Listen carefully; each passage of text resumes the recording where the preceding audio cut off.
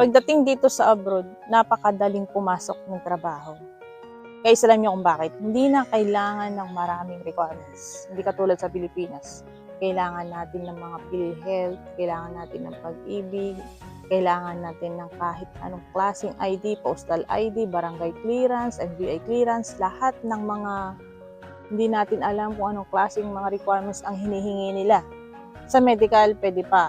Acceptable pa yung medical kasi required naman talaga yun sa isang aplikante kung mayroong sakit or wala. Kung ikukumpara mo pagdating dito sa ibang bansa, wala pa lang ganung mga requirements pag naka-apply ka ng trabaho.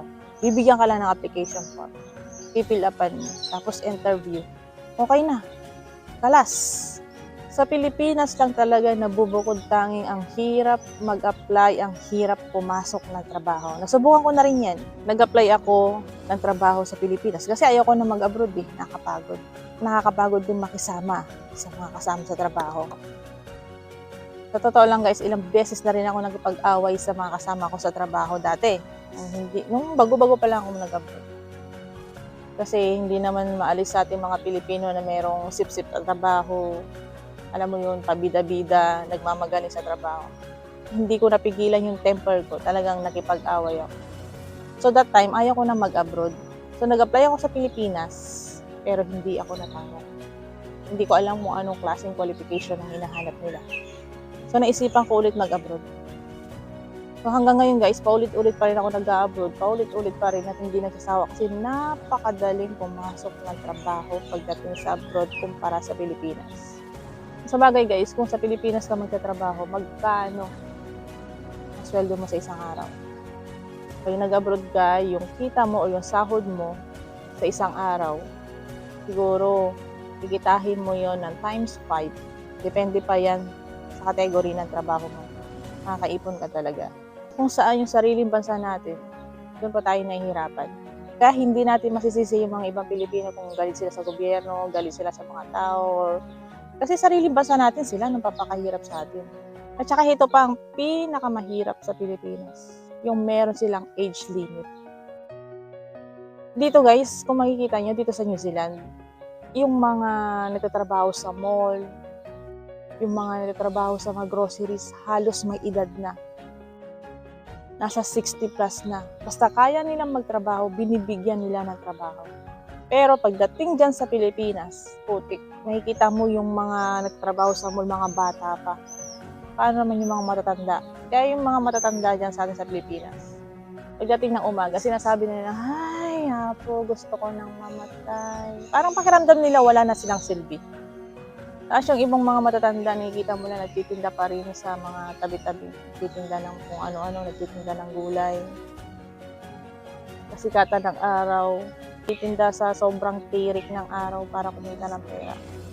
30 pataas, pwede pa naman siguro magtrabaho. Depende naman siguro yan sa katawan ng isang tao. Dapat bigyan naman nila ng pagkakataong magtrabaho yung iba. Bigyan naman nila ng pagkakataong kumita yung iba para yung ibang mga matatanda hindi palaboy-laboy. Para yung mga ibang matatanda, hindi masakit yung mga loob nila kasi pili nila pag may edad na, nasa bahay lang sila, tinalakay na rin yan sa Senado pero anong nangyari? Hindi rin nasusunod yung mga age limit na dapat bigyan ng trabaho yung may mga gustong magtrabaho depende sa kalusugan ng isang tao. Pero wala eh. Sobrang dami ng tao sa Pilipinas, hindi nila lahat mabigyan ng trabaho kaya maraming nag-a-abroad. Maraming nakikipagsapalaran sa abroad. Sa Saudi Arabia, iisang ID lang ang ginagamit nila doon. ID na to is napaka-powerful. Kung kumpara mo naman sa Pilipinas, ay napakadami. SSID, PhilHealth ID, Postal ID, Voters ID, Company ID. Lahat na yata ng klaseng ID hinihingi na sa Pilipinas.